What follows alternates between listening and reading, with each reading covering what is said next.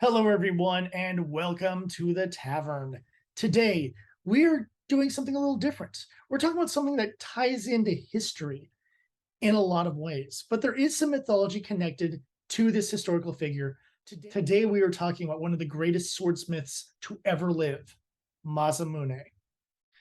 Masamune is an interesting person for a lot of reasons. One, it is generally believed that Masamune is more of like a artist name and not the man's actual name.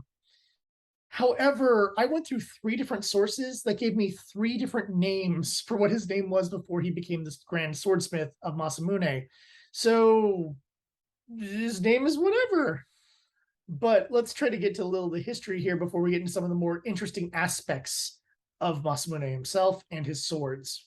Masamune was born sometime around 1260 and died sometime around 1340. It is believed he died around the age of 79 and is most famous for developing the Soshu style of sword crafting, wherein the entire weapon is created out of steel and not just the blade. Masamune was developing swords in a time period where Japanese weaponry was a bit different than what is generally perceived as the standard weaponry of a samurai. Due to that, Masamune primarily made two types of weapons. Tantos, which are about yay big. They are a knife oftentimes utilized as a very powerful close range weapon due to its stabbing power and the weight of the pommel that can be used to bash a head in if necessary. His other weapon he was most known for making is the Tachi Sword. And the Tachi Sword is kind of a predecessor to the katana. It has a wider tang. Essentially, the flat of the blade goes out a bit further. And that's usually where the swordsmith would inscribe their seal or write their name onto the side of the blade for posterity. Tachi swords oftentimes were very decorated. They would have unique wraps made out of different types of leather. They would have, little hanging tassels, blades covered in lacquer to give them a unique design. Very beautiful weapons, but not super practical. What set the weapons produced by Masamune apart from everything else is that his blades had a beautiful white pearlescence to them. Now, it is not really agreed upon how this came to be. It could be something to do with the type of iron they were using to develop the steel. It could be used with the smelting techniques to turn that iron into steel. It could have been an additive put into the blade by Masamune and later on his students. It's very hard to say, but if you see the blades that are still in museums to this day, you can see a very beautiful shimmer to the blade, which really does set them apart on an aesthetic level. In fact, his blades were so beloved that oftentimes they were changed from their tachi status to a katana by shaving down the rear of the blade and producing more of the standard katana type curve. Thus, many of his swords lack his signature because it's been scraped away. But his swords were not just something that could be used as a decoration. They were very, very effective in combat and were utilized for years well after his death. His blades were so revered that when Tokugawa Yoshimune wanted to put together a list of the greatest swords, in fact, he wanted to make a collection of tomes describing swords and what makes them special, what makes them valuable, as a use for collectors and appraisers to not only understand the differences between the various swordsmiths, but what makes certain blades more valuable than other blades. And what came of this was that of all the swordsmiths, not only was Masamune the highest, with 61 different swords accounted for as being top quality, but the next two smiths below him in rank, if you added their swords up together, would be less than Masamune's total. He is that far superior to everyone. So that in the 1700s, we're looking at about 400 years after his death, people are revering his blades on a level of a collectible, on the level of something that should be appraised for its value and beauty. And this brings us to our first kind of legend of Masamune. You see, the Tokugawas carried around a Masamune sword. This is the Hanjo Masamune. And when the Tokugawa took over in the early 1600s and started the shogunates, the sword was passed down to each successive member of the Tokugawa clan in order to function as a symbol of power and prestige. In fact, even when the Tokugawas lost power, the sword was still kept by them.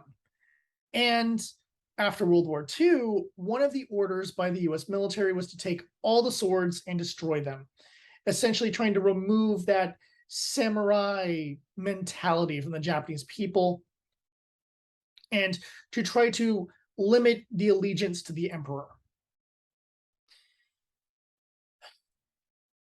During this time, the current head of the Tokugawa family took not only the Hanjo Masamune, because all the Masamune swords will be basically known as the name of the person it was originally created for, and then Masamune.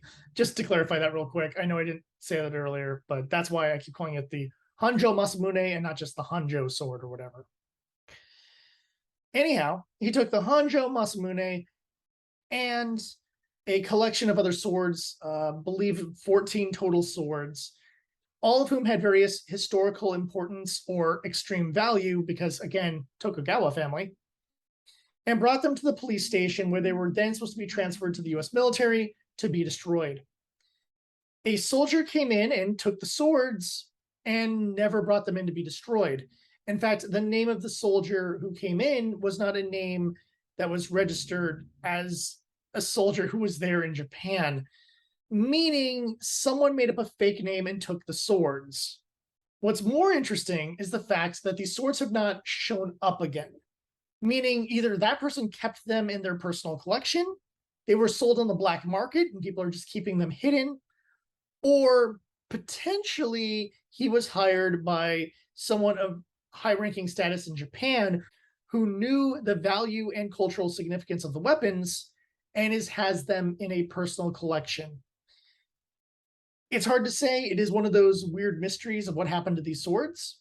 And while I do hope they are in the hands of Japanese people, I would much rather them be in the hands of a museum because the cultural significance and value and just importance to history of the various swords that were produced during the Tokugawa age, as most of these likely would either have been produced or collected by the Tokugawa, are too valuable to be in the hands of a random collector. They should be on display for the people of Japan and for anyone who wants to go and learn the history and cultural significance of various swords to the Japanese people.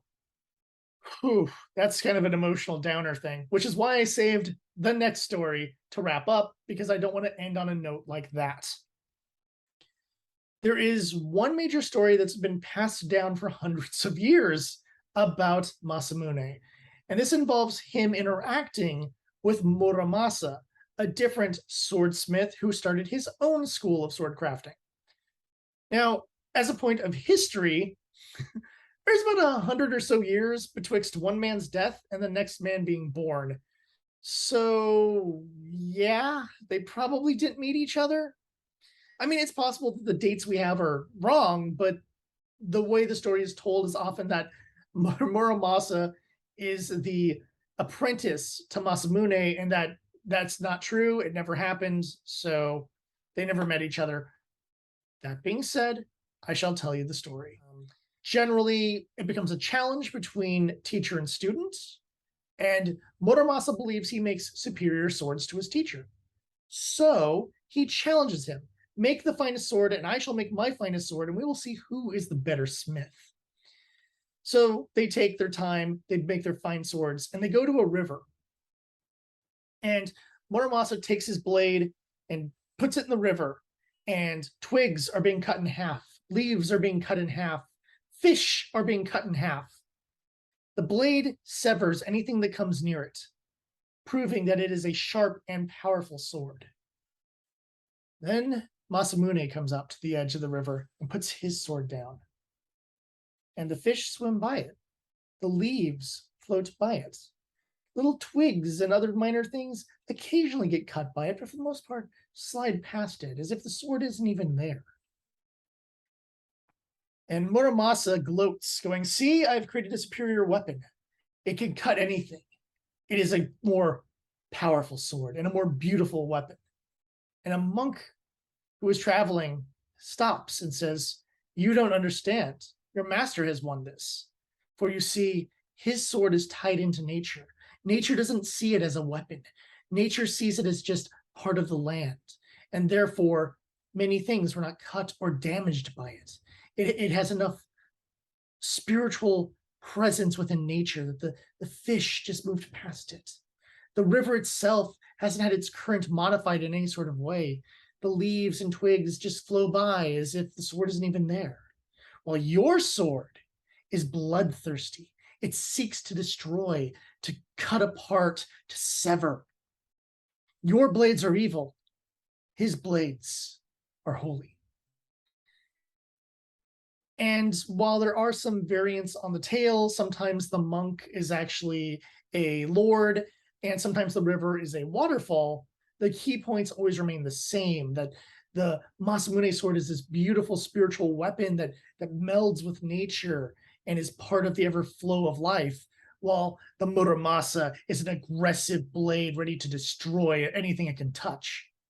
Now, we'll get into why there's so much negativity about Muramasas when we actually cover that swordsmith in a later video. But for now, just know that essentially Muramasas have had a very bad reputation for hundreds of years. And this story had one other purpose, which was to show the samurai what the meaning of a sword really is. A sword is supposed to be something that is spiritual. It is part of your inner strength, part of your soul. Your soul should be one with nature and understanding of the universe, not aggressive and violent and destructive. And that was, the secondary meaning of the story is what is a sword to a samurai, and it should be something spiritual and not something aggressive and violent. Unfortunately, very little is known about Masamune's life. Not only were there not a lot of accurate records being kept from that long ago, those that were kept have possibly been lost in various wars throughout the centuries. More than that, we've lost a lot of his swords as well.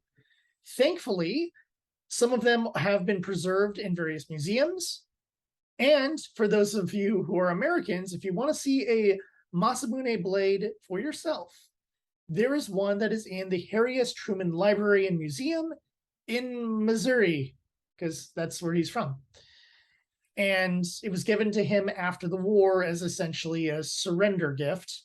And he kept it in a museum for posterity, which, say what you want about Mr. Truman.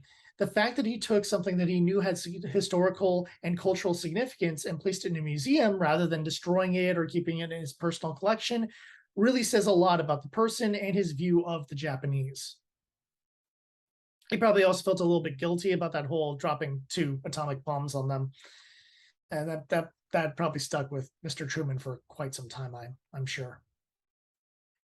So if you're ever in Missouri or need an excuse to visit Missouri, you have more than just Branson. You have this museum to see one of the most sacred and beautiful swords Japan has ever produced.